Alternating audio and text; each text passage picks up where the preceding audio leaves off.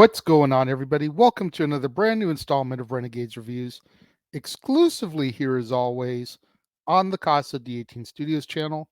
I, of course, am your host, the Renegade JJ Williams, and we're finishing up another week of John Wayne Westerns, and today we're going to be discussing The Cowboys, starring the Duke himself, John Wayne, alongside Roscoe Lee Brown, Bruce Dern, Colleen Dewhurst, Robert Carradine, A. Martinez, and Slim Pickens. What's going on, everybody? Thank you for joining me here once again for another brand new installment of Renegades Reviews. As I said in the introduction, we are wrapping up another week of John Wayne Westerns, and today we're going to discuss The Cowboys. And as our movie opens, aging rancher Will Anderson's ranch hands abandon him in order to join a gold rush, and he is therefore forced to find replacement drovers for his upcoming 400-mile cattle drive. Will rides into the deserted town of Bozeman, Montana, where his friend, Ance Peterson, suggests hiring the local schoolboys. Will visits the school, but quickly departs, skeptical that such immature boys could handle the job. The next morning, the boys all show up at Anderson's ranch in order to volunteer for the cattle drive. Anderson reluctantly tests the boys' abilities to stay on a bucking horse, and as they successfully take turns, Cimarron, a boy who is slightly older than the others, rides up. Cimarron subdues the test horse, but then gets into a fight with Slim, the next oldest boy. With no other options, and somewhat impressed, Anderson hires all of the boys, although he sends Cimarron away after he pulls a knife on Slim during another fight. Anderson then locks all of the boys' guns in a box that'll be kept on the chuck wagon during the drive. While the boys practice roping, branding, and herding cattle, a group of mysterious men, led by Asa Longhair Watts, show up asking for work. However, when Anderson catches Watts in a lie about his past, Will refuses to hire him and his gang. The arrival and addition of Jebediah Nightlinger, a black cook, then completes Anderson's crew. On the trail, Anderson notices Cimarron following the herd, which slightly annoys him. When Slim slips off his horse while crossing a river, Cimarron appears and saves him.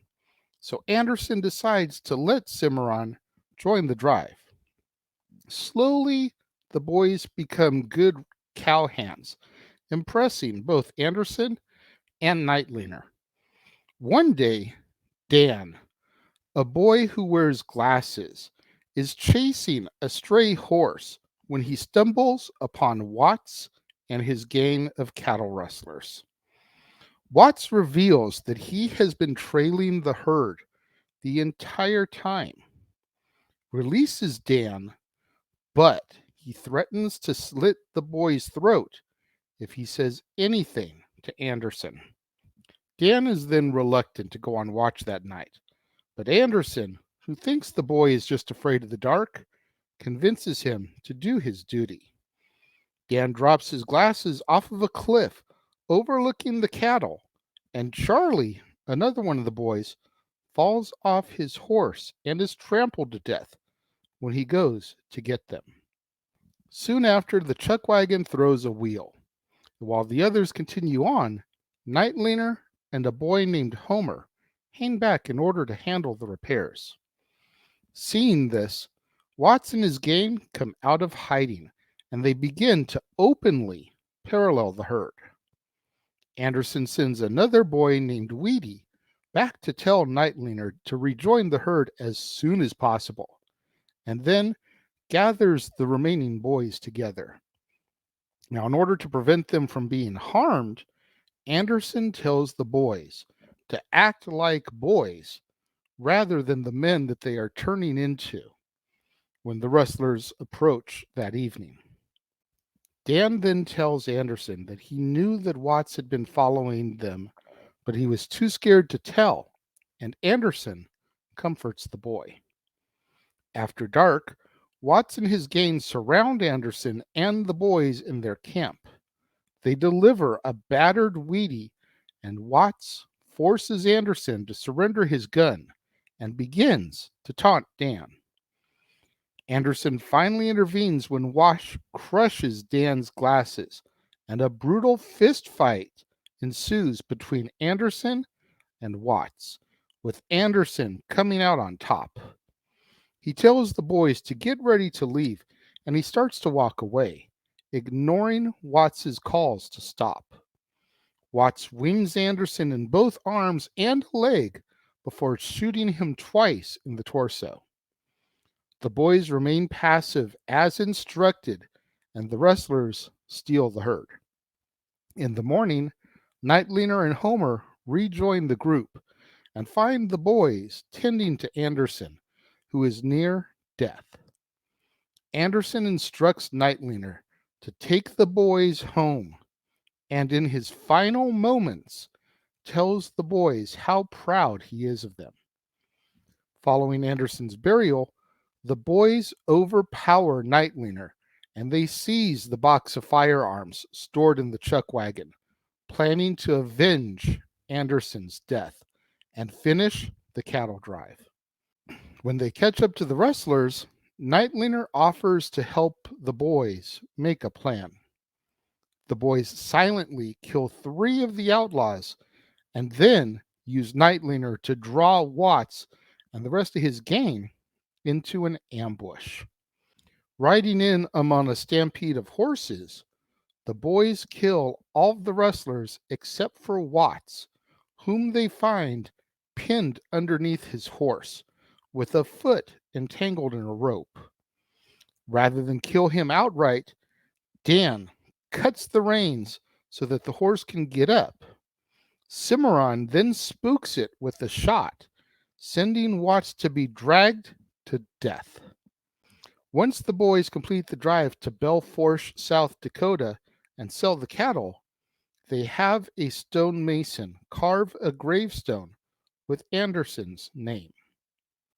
The boys are then asked if they want an inscription, and they agree to add beloved husband and father to the gravestone, a reference to the paternal role that Anderson came to hold in their lives. Unable to find exactly where they buried him, they place the marker in the approximate location of his grave, and they head home, accompanied by Nightliner, as our movie comes to its close. Much like Big Jake on Wednesday, this one kind of showed that other side of John Wayne. You know, I kind of talked on Wednesday about how in most of his movies, he's the lone wolf. You know, he works alone, kind of that wandering gunslinger who does right, but unless you are like tightly connected to him, family or whatever, he could care less about your cause, your motives, just that he's doing good. He doesn't like working with a lot of other people. So to see him take on a group of not just like a gang or a clique, but a group of kids, and see him kind of step up to that paternal role, because if you think about it, I don't think in any of these movies that I have done has he had kids of his own in the movie. He's had wives, but he hasn't had like a son or a daughter of his own in any of these films. So to see him step into that role, to see him take these boys in and teach them how to be cattle rustlers, to teach them how to drive cattle, how to rope, how to brand, how to herd, how to stay upon a bucking horse, you know, all these little things and help turn this group of about a half dozen, maybe 10 kids into men over the course of this journey. That was really cool to see that side of the rough, rugged John Wayne. And it really made for a hell of a film. I have been waiting throughout all of these movies for something like this. So many of these movies have been cookie cutter if you really want to get down to it. And this one kind of stepped out of the box. Kind of like I said on Wednesday about Big Jake, it was the atypical, typical John Wayne movie.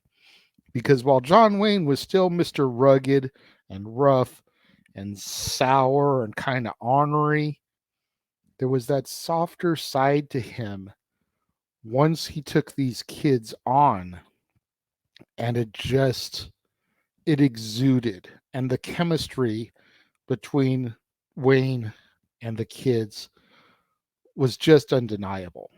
It really was. I thoroughly enjoyed the Cowboys. When it comes to my rating for it, I'm going to give the Cowboys 4 out of 5 stars. I'd have to go back and revisit all of my ratings, but this is probably one of my most favorite ones that I have seen John Wayne in, bar none. This It was so good. I definitely want to make sure that I pick it up on physical media, add it to my library, because out of all of them, this is one of the few that I could really see myself revisiting on multiple occasions. 4 out of 5 stars for the Cowboys. What did you guys think? Let me know. If you're watching the premiere, leave your thoughts and comments over here. If you're watching on demand later in the day, leave your thoughts and comments down here. Let's have that conversation, that discussion, that debate, that interaction that I'm always asking you guys for in the comments below. And make sure you guys tune in at the top of the hour because we've got a lot of stuff in store for you over the course of this weekend. Right here on the Casa D18 Studios channel, the Jeff Meacham Network, and across the Jeff Meacham Network multiverse of media. First up, we've got Impact Wrestling Under Siege Watch Along. Coverage beginning at 4 o'clock Pacific, 7 o'clock Eastern. The Simple Man Noah Foster and James Hebert on the call, giving you all of the play-by-play commentary, live thoughts, results, reactions, everything you've come to expect from the Multiverse of Media team coming up at the top of the hour right here, Under Siege. But that's not it. As soon as our post show is done for Under Siege, right here on the Casa D18 Studios channel, the Jeff Meacham Network, and across the Jeff Meacham Network multiverse of media, it will be a special Friday episode of the flagship show, Talk Wrestling. Jeff will be broadcasting all across the multiverse. Ask Jeff anything, just like normal, whatever you want to talk to him about, immediately following our Under Siege post show. But oh no, that is not all. Tomorrow, right here on the Casa D18 Studios channel, the Jeff Meacham Network, and across the Jeff Meacham Network multiverse of media, beginning at 9 a.m. It'll be our live watch along coverage of Night of Champions. Now, that is 9 a.m. Pacific, noon Eastern Time. The event takes place in Jeddah, Saudi Arabia, hence the time difference. But Night of Champions coverage tomorrow, right here across the multiverse of media. And then at its normal time, right here on the Casa D18 Studios channel, will be our typical new release Saturday edition of Renegades Reviews.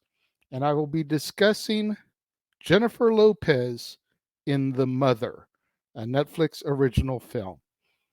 And then, of course, later on in the evening, right here on the Casa D18 Studios channel, the Jeff Meacham Network, and across the Jeff Meacham Network multiverse of media, It'll be time once again for the Saturday night shenanigans that are open mic night.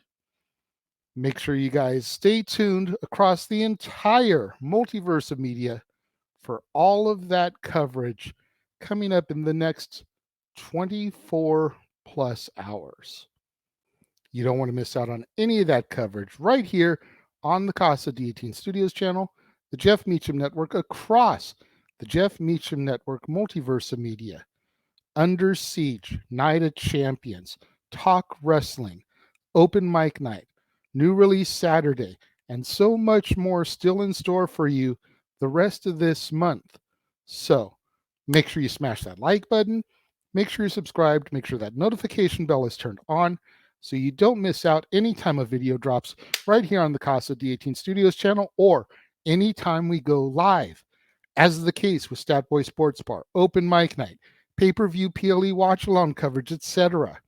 Share these videos with your family, friends, loved ones, coworkers, movie fanatics, cinephiles in your life, fans of John Wayne movies, fans of Robert Carradine, fans of Roscoe Lee Brown, anybody you can think of that would enjoy this content in this video, share it with them. It's the only way we're going to keep our visibility up in YouTube's algorithms now that we are a monetized channel here on the platform. Thank you once again to everybody out there who joined me and tuned in today. It means so much more to me than you guys will ever know. And I will see you guys next time.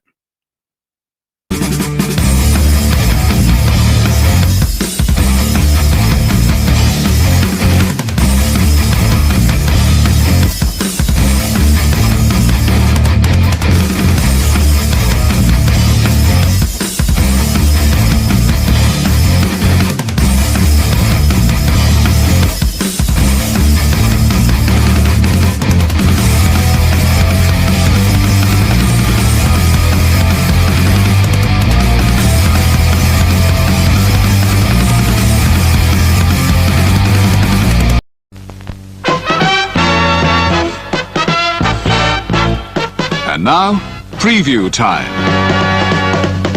So let's take a look at what's coming your way.